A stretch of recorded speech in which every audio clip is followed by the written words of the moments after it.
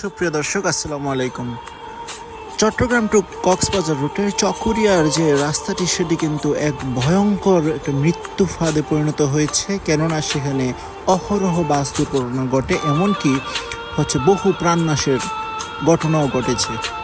তো দর্শক, কি এমন কারণ যার কারণে বিভিন্ন অপারেটর, নামি দামি অপারেটর, সৌদিয়া, মার্সা, শ্যামলী, ইউনিক, হানিফ, এনা সহ যত ধরনের ভালো ভালো অপারেটর রয়েছে, তারাও এই রাস্তাটিতে আসলে দুর্ঘটনা ঘটিয়ে বসে। চলুন আজকে আমরা সেই বিষয়টি নিয়ে কিছু আলোচনা করি।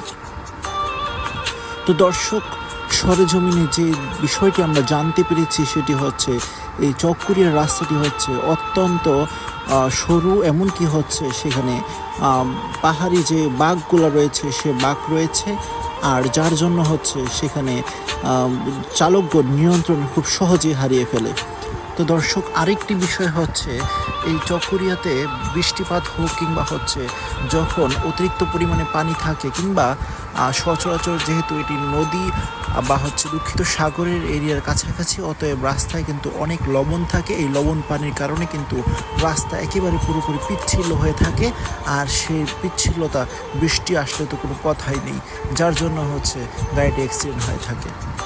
তো আরেকটি বিষয় জানিয়ে রাখি, সেটি যেহেতু এই রাস্তাটিতে খুব ছোট ছোট যানবাহন, অটোরিকশা বা নর্মাল রিক্সা চলাচল করে না, অতএব রাস্তাটি অনেকটাই ফ্রি থাকে। তো তখন দেখা গেছে যে বাসের চালকরা কিন্তু খুব দ্রুত বাসটিকে কক্সবাজারের উদ্দেশ্য নিয়ে যেতে চায়, যার জন্য এই দুর্ঘটনাটি ঘটে থাকে। তো আজকের এই ভিডিওতে আমরা সৌদিয়া পরিবহনের বেশ কিছু অ্যাক্সিডেন্ট নিয়ে আলোচনা করব। তো প্রত্যেকটি কক্সবাজারের চকরিয়াতে, অর্থাৎ এই স্থানটি আসলেই যেন আজও ড্রাইভারদের মনে ঘুরে ওঠে সেই কথা যে বহু প্রাণনাশের ঘটনা ঘটেছে।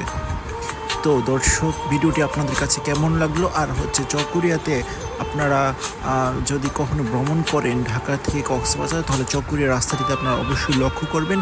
সেই লক্ষ্য করলে আপনারা দেখতে পাবেন যে রাস্তাটি কতটা আসলে ঝুঁকিপূর্ণ। আর বিশেষ করে লবণ পানির কারণে কিন্তু রাস্তার অবস্থা একেবারে বেহাল হয়ে থাকে, যার জন্য অহরহ দুর্ঘটনা ঘটে।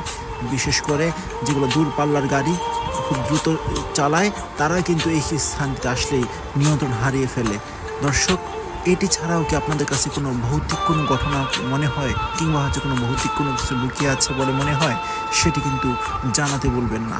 কেননা আমরা যতই বলি না কেন, অতি প্রাকৃতিক কোনো ঘটনাকে আমরা এড়িয়ে যেতে পারি না। যাই হোক, আসসালামু আলাইকুম, সকলে ভালো থাকুন।